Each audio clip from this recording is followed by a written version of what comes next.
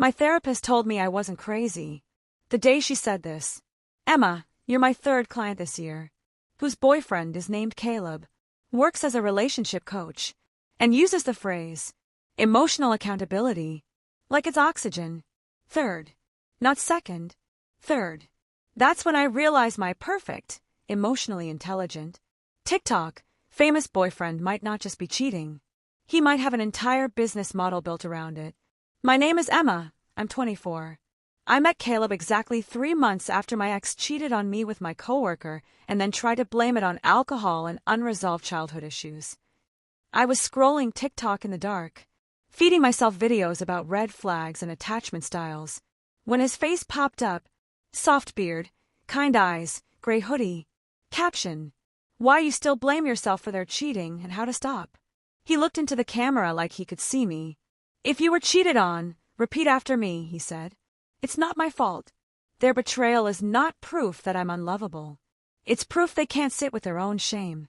I actually repeated it out loud. In my bed. Like an idiot. I cried, obviously. I went to his page. Millions of likes. Clips of him answering questions. Stitching messy relationship videos.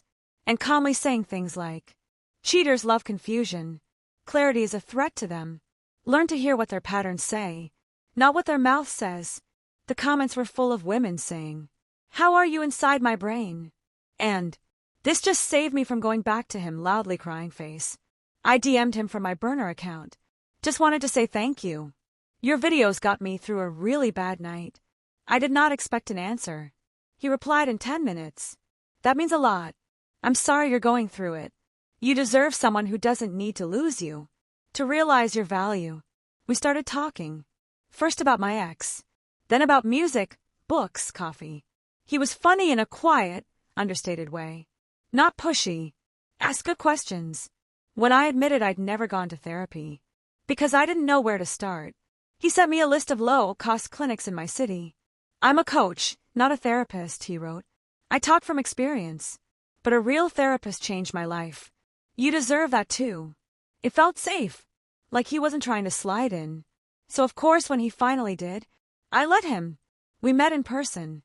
2 weeks after our first DM. He was exactly the same as on camera. Slow smile, gentle eye contact.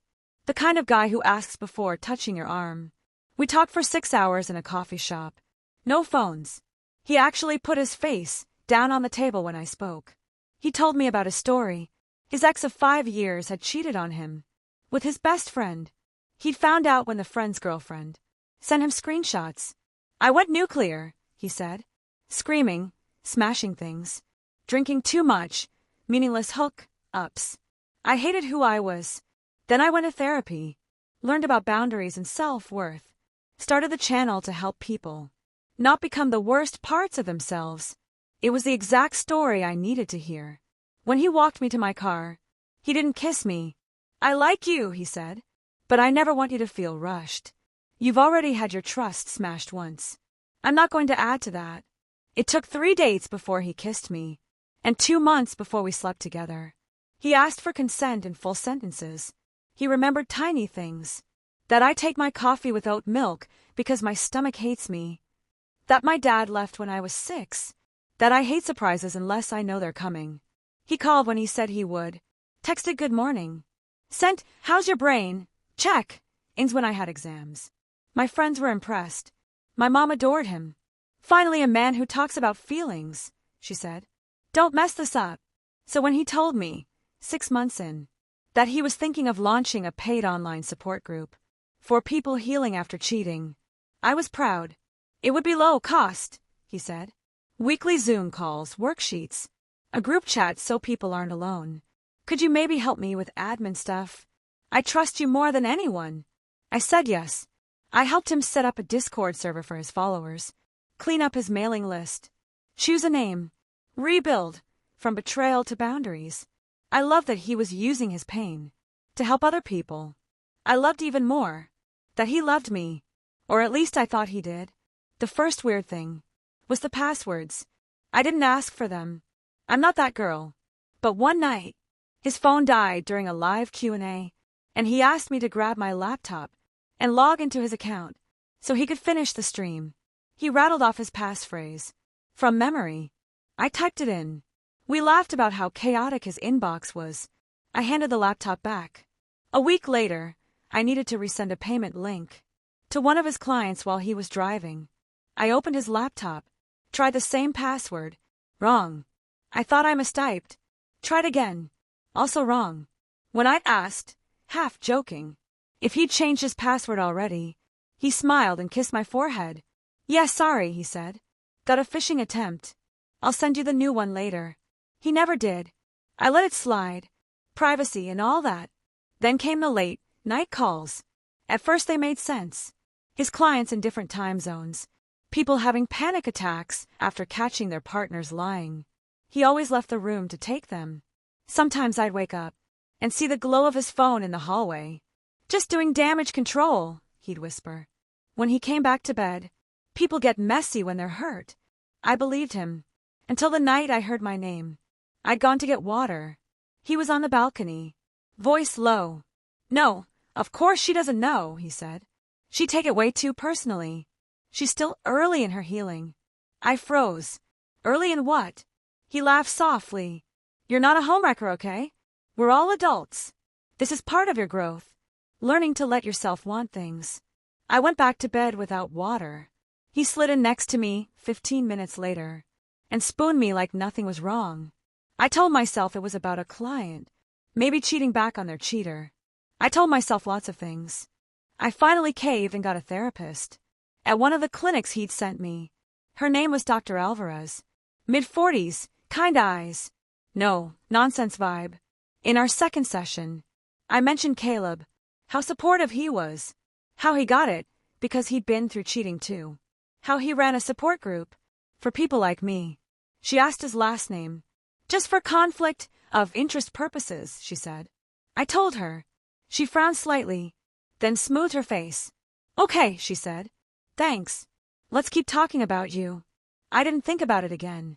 Not until 3 months later, when she sat a little straighter in her chair, folded her hands, and said, Emma, I want to check something with you. And it might feel uncomfortable. My stomach dropped. You are not my first client, who is dating someone named Caleb, who runs a cheating recovery group online. She said slowly, You are my third. I stared at her. She went on. They all describe him similarly. Supportive, insightful, very aware of emotional language, very protective of his privacy. They also all started therapy, right after being cheated on. And they all met him. In the same way. Through his TikTok. I felt the blood leave my face. I am not accusing him of anything specific, she added quickly, but I am concerned about a possible pattern where someone positions themselves as a healer and then pursues romantic or sexual relationships with vulnerable people. I laughed. Too loud. I'm not vulnerable, I said. I mean I was. But he's careful. He always tells people to get therapy. He's literally the reason I'm sitting here. Her eyes were gentle. Abusive dynamics often hide inside helpful ones, she said. Can I ask, has he ever asked you to do anything that didn't feel okay? In the name of growth or healing? My brain flashed. Late night calls. The changed passwords. The balcony conversation. The way he'd once suggested we try an open relationship for a month just to see what comes up for you emotionally. I shook my head. Nothing I couldn't say no to, I said. He's just intense. She nodded, but I could feel her skepticism, like a draft under the door. I left that session with a headache and a buzzing in my chest. 2 days later, I got a DM on my private Instagram, the one I rarely use. No profile picture. Username at healing_hurt_heart. Hi. I'm really sorry if this is weird, it said. I just need to know.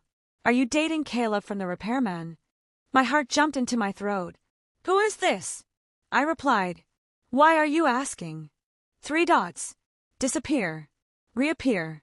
My name is Lila, she wrote. I've been in his rebuild group for 6 months. We've also been involved. He told me he was single and not emotionally available for a relationship because he was still healing. But I saw your photo in the background of his story last week, and he panicked and deleted it. I stared at the screen so long. It dimmed. In the background of a story she was talking about, I'd been sitting at his kitchen table, editing a thumbnail. He'd posted a boomerang of his coffee, with the caption, "Long night of editing. Worth it to help you all heal red heart." He deleted it after 10 minutes. Because the lighting was bad. Apparently not. My fingers shook as I typed. "What do you mean involved?" She replied with a voice note. Her voice trembled. "We started with coaching calls," she said. "Then extra one-on-ones off the books." He said part of my healing was learning to trust safe touch again. We met up. He said it wouldn't be ethical to call it a relationship, but that I was very important to him. He told me he'd never felt such a strong connection since the ex who cheated on him. He cried in my bed about how hard it is to be wanted just for his content. I felt like I might throw up. I asked for screenshots. She sent dozens. Flirty messages. Videos of him smiling into the camera, saying he missed her. Selfies in hotel bathrooms. When he traveled for speaking gigs. Same words I'd heard. "You're so emotionally mature. Most people don't get me, but you do." I don't want to label this yet. Labels ruin everything. The timestamps overlapped perfectly. With weekends I thought he was at a conference. I could barely see my phone. Through the blur of tears. "I'm so sorry," she wrote. "If I'd known about you, He tells us all not to check on our exes, not to snoop. So I never looked. Until that story. I didn't respond. I called Caleb. He didn't pick up. Instead, he texted. In a call, "What's up? Red heart." I stared at the heart until it meant nothing. Then I did something that felt almost wrong. I asked Lila if she knew any other women in the rebuild group who might have similar stories. She replied with a single emoji, grimacing face. Then, "There's a private channel some of us made because we felt weird about certain things," she said. "I can add you anonymously if you promise not to screenshot anyone without permission." I made a new Discord account. Screen name, New Here 14. When she added me, I expected maybe 5 people. There were 23 messages going back months, all variations on the same theme. Does anyone else feel like he's flirting with them in sessions? He told me I'm different from his other clients. He said he broke his no dating clients rule for me. He canceled group tonight because he's traveling, but his story shows him at a rooftop bar. My hands shook as I scrolled. One user at Sunflower Soul wrote, "We hooked up after the retreat. He said I'm the only one he's ever crossed that line with. Please tell me he's not saying that to anyone else." 7 different women reacted with the eyeball emoji. Lila DM'd me separately. "There are rumors he's seeing someone offline too." She wrote, "Like a real girlfriend, not from the group. He uses her as an example sometimes. Says my partner instead of my girlfriend, and goes very quiet if we ask details." My chest clenched. That was me. I was the offline ghost. The faceless partner. Used as a prop. In his stories, I typed in the group, "Has he ever mentioned being fully exclusive with anyone while seeing you?" The typing indicator blinked. Then at Sunflower Soul replied, "He told me he's choosing himself right now, and that monogamy is a cage until you love yourself enough to handle it." Another user at Green Tea and Grief. He told me the opposite, that he's tired of casual, and I'm the first person he's wanted to be serious with since his big heartbreak. Another at Glass Heart. He said I'm like the wife he never got to have. I felt like I was reading different scripts of the same movie, different genres, same villain. At some point, I stopped crying and started feeling weirdly calm, a hollow kind of calm. I asked Lila, "When is your next group call?" She told me, "Sunday evening. 2 days away." Caleb and I had plans that night, supposedly. Movie at my place. Takeout. Cuddles. I texted him, "Hey, my friend's having a rough time. Gonna go to hers on Sunday instead. Rain check."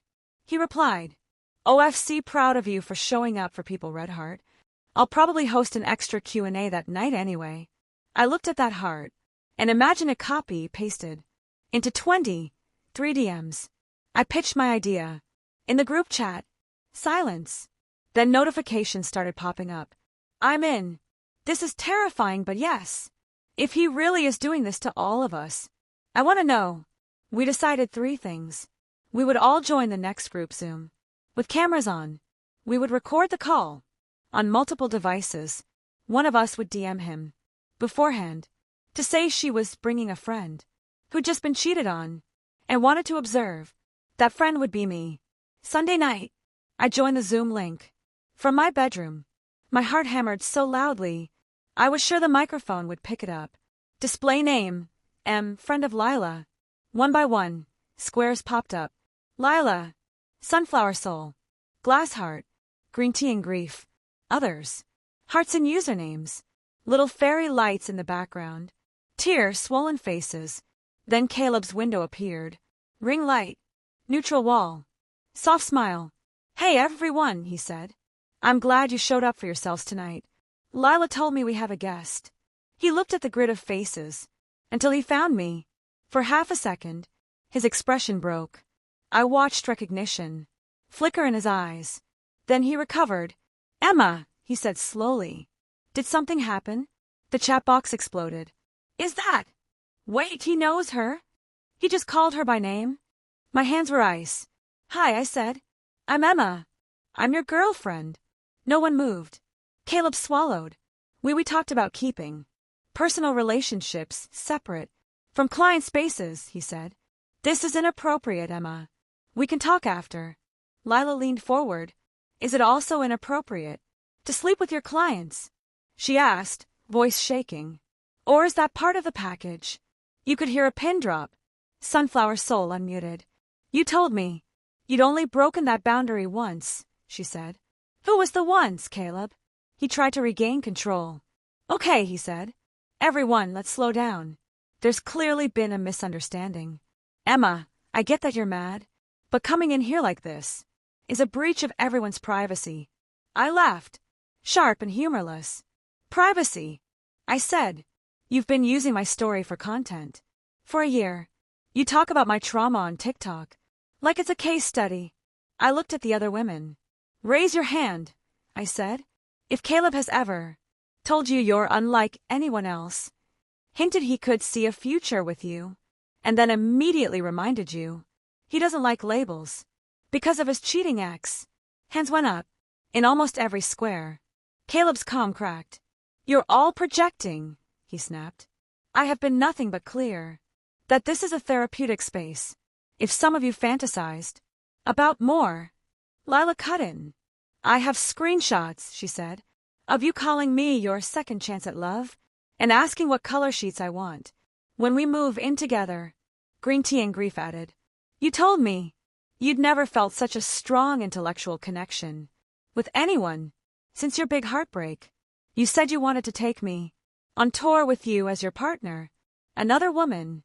You cried in my bed about how exhausting it is to be strong for everyone. The chat was now a blizzard of, oh my God, same line. He said that to me too. I feel sick.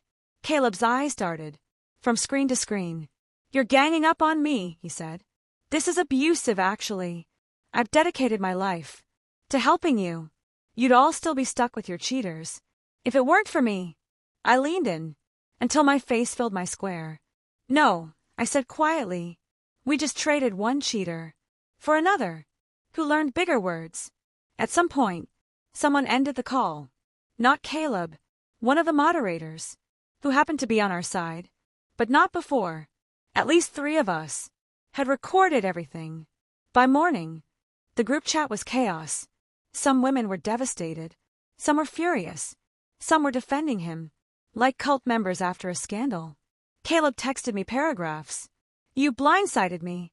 I've always been transparent about my imperfections. I never promised exclusivity. You're undoing years of my work because you can't regulate your emotions. I didn't answer. Instead, I went back to Dr. Alvarez. I played her the recordings, showed her the screenshots. She didn't look surprised. This is a pattern of exploitation, she said. Not just cheating. She helped me write A clear, concise statement for the women in the group, explaining my relationship with him and encouraging them to seek their own therapists and legal advice if needed. A few of them put together a document with evidence and sent it to the platforms he worked with. Within a week, his online course host quietly removed Rebuild. His Patreon numbers tanked. Brands that had partnered with him for healthy relationships campaigns deleted his videos. He went live once to address the drama and lasted 7 minutes before dissolving into tears and ending the stream. People who'd never met him called me a liar, a clout chaser, but I also got messages like, "I almost signed up for his group. Thank you." He told me he was tempted to break his no dating clients rule for me. Now I know that was just a line. I thought I was crazy for feeling like something was off. I'm not. It's been 8 months. I still flinch when I see a TikTok about cheating experts. I still sometimes hear his voice in my head telling me to own my part whenever I get angry. But here's what I know now. Real healing doesn't demand your admiration. Real helpers don't need you to worship them. And anyone who builds a career on other people's pain while secretly adding to it is not a healer. They're just a better dressed cheater. I still go to therapy. I still have nights where I spiral, convinced no one is ever who they say they are. But I also have this, a small private group chat with some of the women. From that call, we don't talk about Caleb much anymore. We talk about jobs, pets, new dates, boundaries. We send each other screenshots of green flags. We do in a strange way exactly what his group pretended to do. We just do it without anyone sleeping with us for content. So yeah, my boyfriend cheated on me with his own clients. He turned their trauma and my love into a 6-figure brand. But the wildest part, the minute we all stopped looking up at him for answers and started looking at each other, he finally lost what he'd been most afraid of losing the whole time: control.